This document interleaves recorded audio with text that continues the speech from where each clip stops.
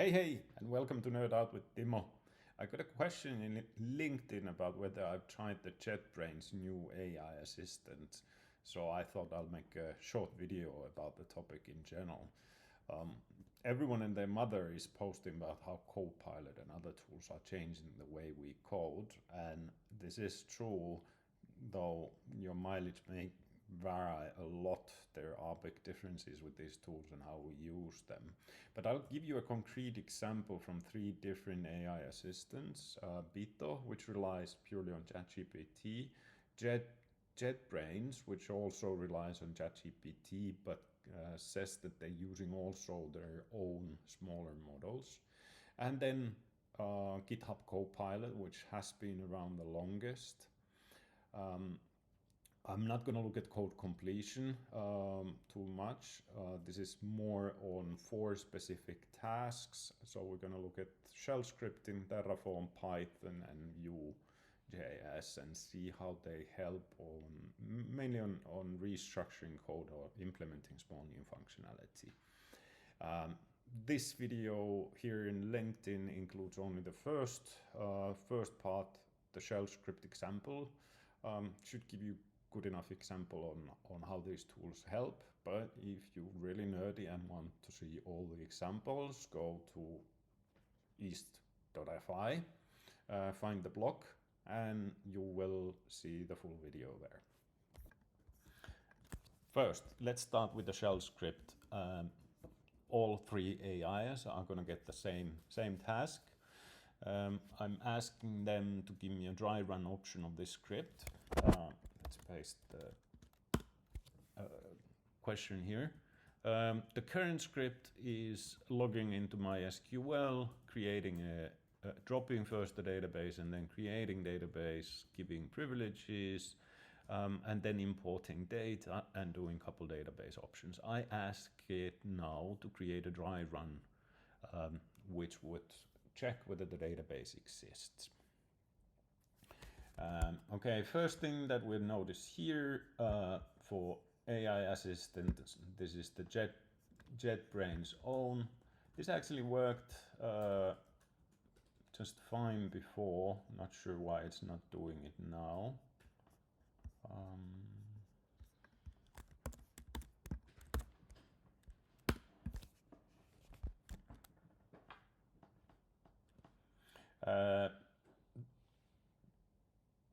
So here we getting, I like the fact that it's putting it here as an option for our script. Then let's see what it's doing. So it's correctly here checking that the MySQL is alive.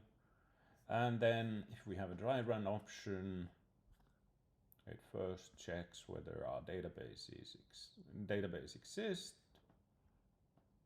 and whether it has tables, and if it's not a dry run option, it keeps the script the same. So pretty good result. Let's see Bito. Funny thing here is that I tried this same example before, and I got a completely different answer from AI assistant, which was basically useless. So sometimes you need to ask this several times. Bito, aka ChatGPT, we got a very quick answer here. And let's see what it does for the script. Here is the modified script.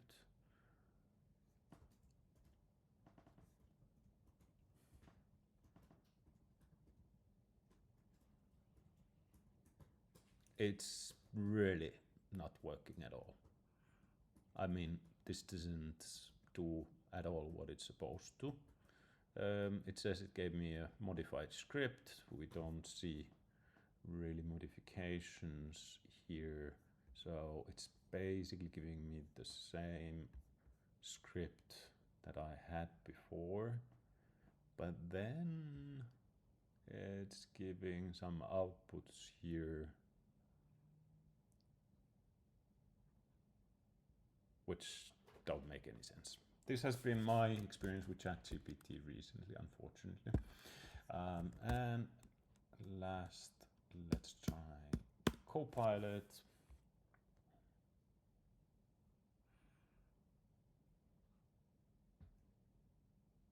And nice thing, you notice it picked up right away, so it knows which file I'm talking about. This is a small thing that, at least for me, somehow makes a big difference, especially when you navigating a lot between the files. So we get a dry run option, exactly as I'd like it to have. It's connecting, and then if we have a dry run option, we have it checks whether it's there, and then it checks whether it has content exactly as it should be, and the rest. So based on this, GitHub CoPilots and AI assistant passed with flying colors. ChatGPT powered Bito failed miserably. I have, you might notice I have here tab 9, which would be another option. Unfortunately, I tried it about a year ago. Didn't really get good enough results out of it. And now they say I've already trialed it out. So sorry, tab 9 guys, not trying you out this time. So now let's move to the next part. We'll look at some Python code.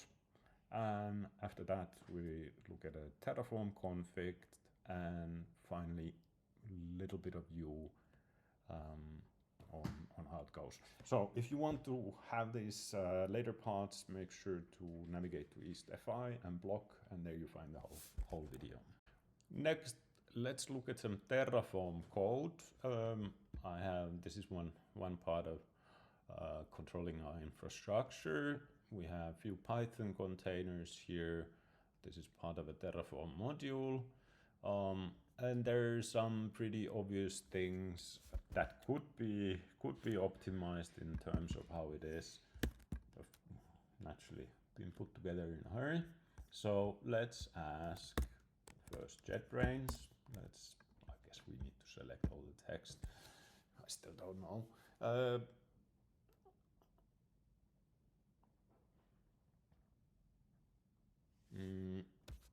Okay, again, it's not picking up the data from the editor, so let's post it to it.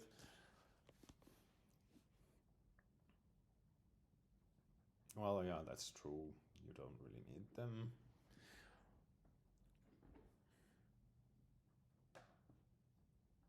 Yeah, this is second is a very valid. As you can see, I'm basically passing a lot of the same variables to different containers, though they're not all the same.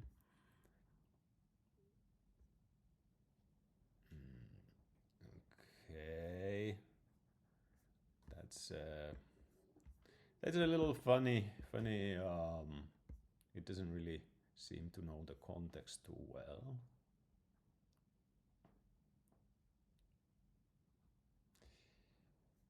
Well, that's an interesting one. I wouldn't maybe do that in Terraform, but and here it is.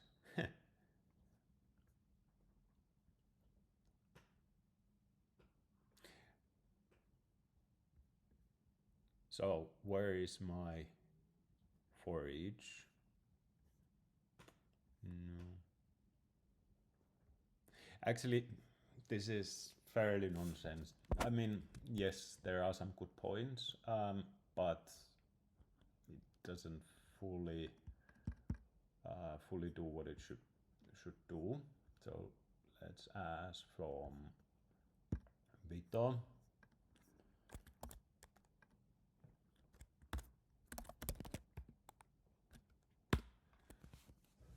Oh, if you're wondering about my pasting, this is using Flycut, excellent macOS extension.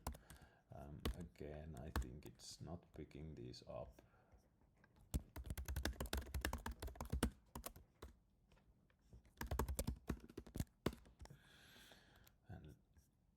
Okay, and now it's rushing straight into improving, no instructions, no comments.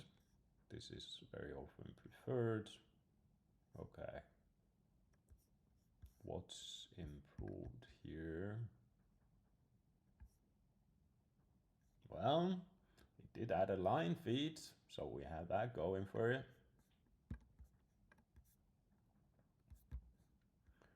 There's some strange jumping with the, yeah, more line feeds. Environmental variables, absolutely no. Okay, so it seems like it only formatted the code. It really didn't do anything else. And I guess that's more of the, wow. Removed unnecessary quotes, proper indentation. Okay, useless. Then CoPilot. And again, we're gonna try without pasting the code.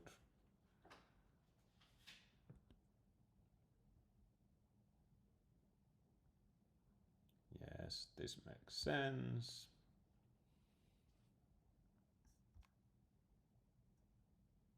Oh, now we're finally getting somewhere. So this is actually what I was after. We're restructuring variable services. Oh, okay. This is ugly. This is too ugly to use. Mamma mia. I mean, the idea is right here, but I would myself, just for the sake of readability, I would never put anything like this in place because it's completely unnecessary.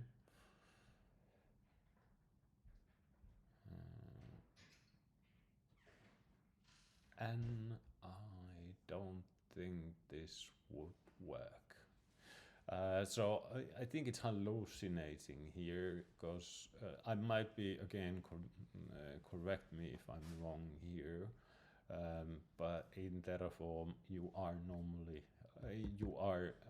telling what is the container. So now Terraform would think that you have several containers called service and it would fail. So I don't think this for each loop would work.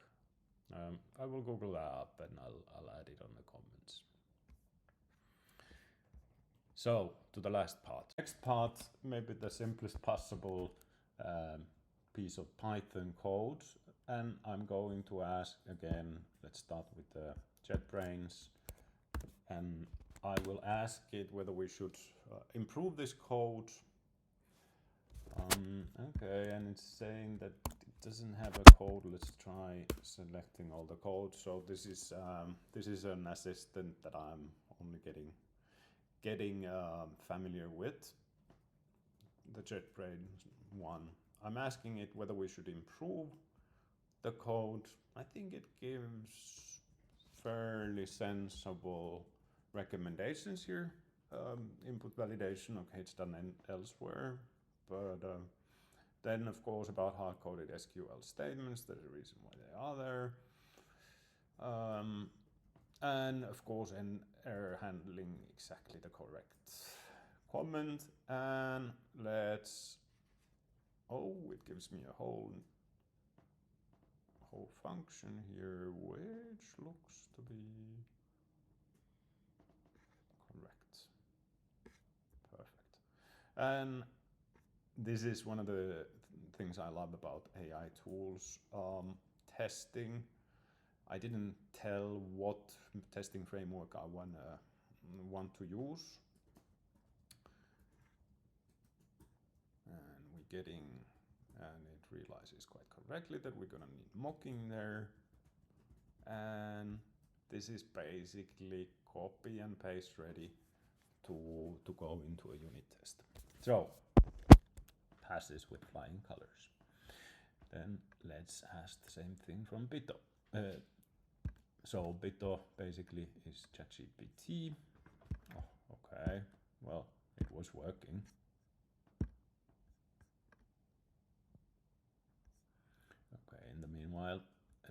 go to GitHub CoPilot.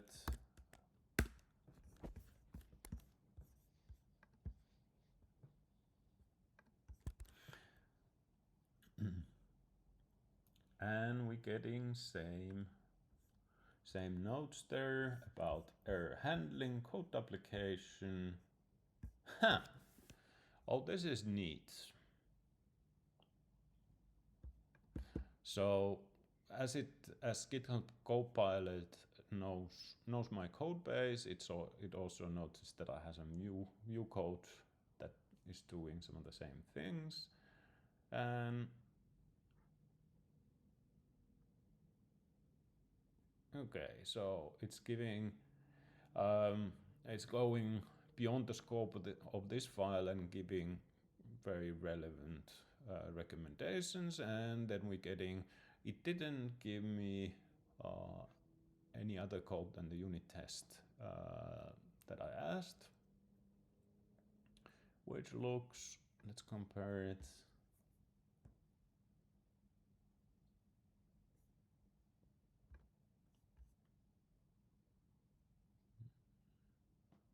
I like it. It's straightforward. I do like this better than the JetBrains one. And let's check if Bito is here. Yeah. So same question. Okay.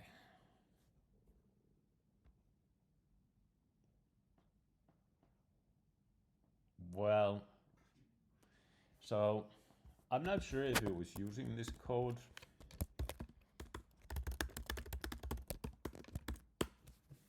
But this is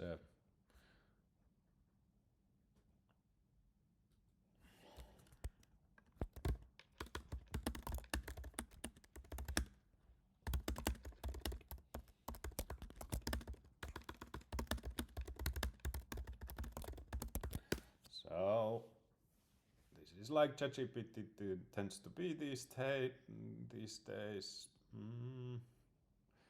Okay. There is no mocking here. Connection.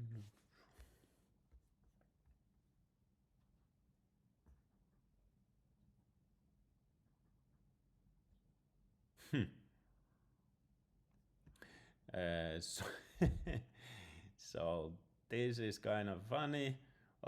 It's looking that we get, it doesn't set any limit here, so it just counts the records, and then it thinks that it should be giving you 10 for whatever reason.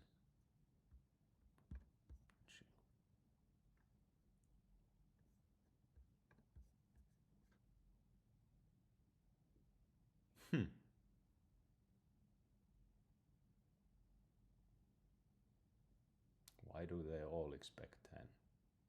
This is strange.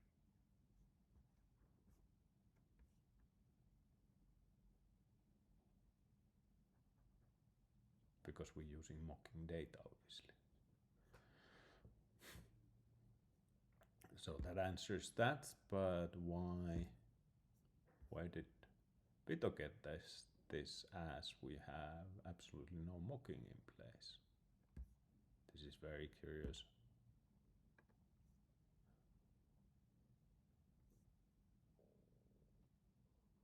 Here also we have some mocked data, so it makes sense that it's matching 10.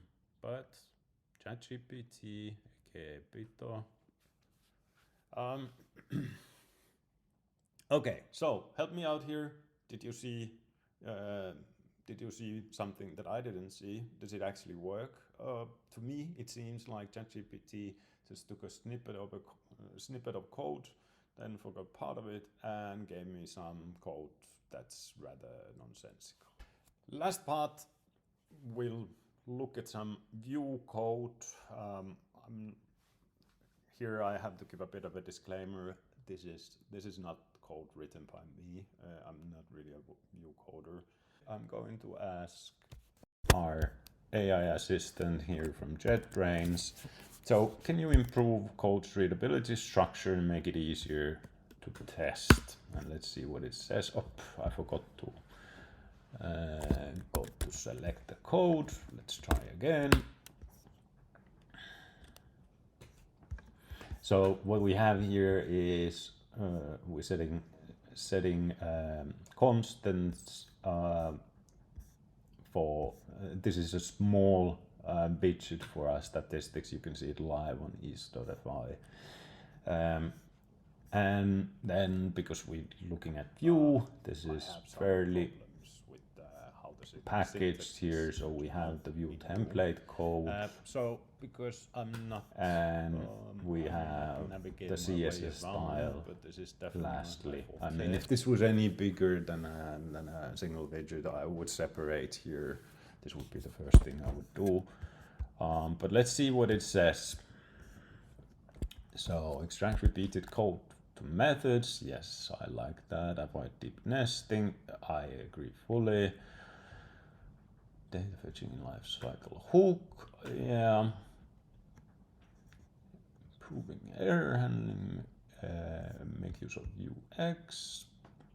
Yes, this would definitely make for testing. Consider using tool such as Jests. Okay, so let's see what we have as a recommendation. Simplified template code for brevity. Well, that is pretty short. That's pretty brief. Other imports. My problem with this type of a response is that it takes more effort. On the other hand, it's good because it forces you to think it through. So what's actually changed? When you have pure copy and paste, this can often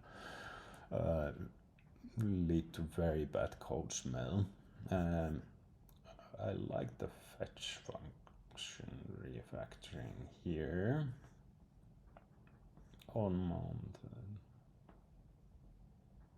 I mean, I think we got little value out of it, but nothing significant really. Okay, let's try Bito. Now we already know we better paste it right away. I've given up on trying or having it read from there.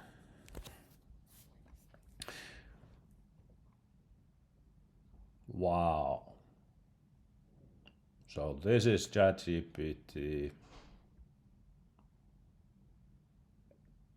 It's okay. I think ChatGPT just went to Wikipedia, copy pasted, or maybe this was the web development help.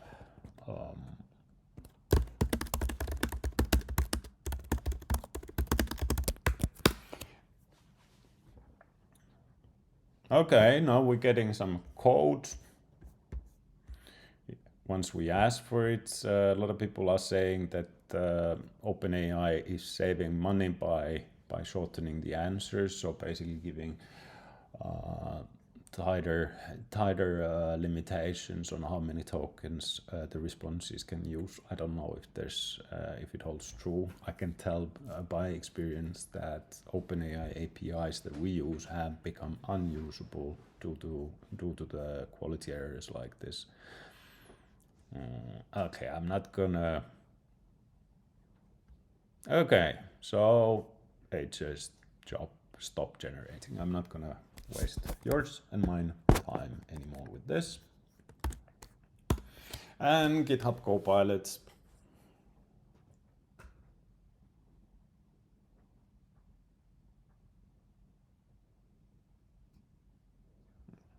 Sensible recommendations. And here is your refactored code.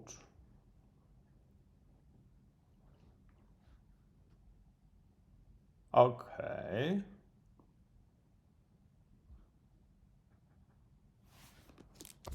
And we have a bit of the same problem that it didn't, I mean, the recommendations are useful, correct. It doesn't really lead me in the wrong direction.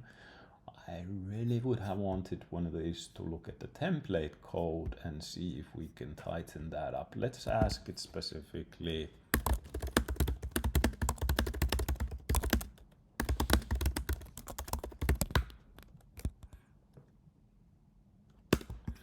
Let's see if it would be able to make it more readable.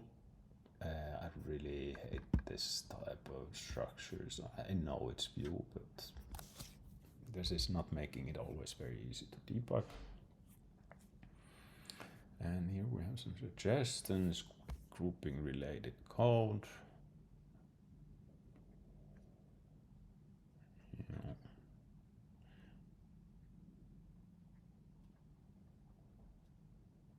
Okay. So it did a little refactoring. Too bad it didn't really give me the code for those refactored parts. So now if I copy paste this code, obviously it doesn't work at all. I'm not gonna go deeper. I'm sure with chatting I could get it to output things. As a summary, for myself, GitHub CoPilot continues to be the tool that I will use. The chat function I haven't used too much, as you can probably see from the example. But one of the things that I love about GitHub CoPilot is the improved code completion. I'll make another video about that. I love the fact that it understands my project structure. So sometimes the functions that it proposes are right on point. So I get entire functions that understand the context of the code that I'm writing, not just that file, but the entire project. And gives me the function. Maybe sometimes I need to correct something there. Sometimes it's good to go. Sometimes you get completely nonsensical code. Sometimes you can really see that, okay, this is from some GitHub repository, especially on JavaScript. You get a lot of spaghetti code that I would never use. Interestingly enough, I've noticed that I use PyCharm and PHP Storm. On PHP side, I tend to get better function completion than I do at Python. But that's it for now. Please do go to LinkedIn and comment on the videos and let me know if you want to nerd out more. I'd be happy to make some more videos.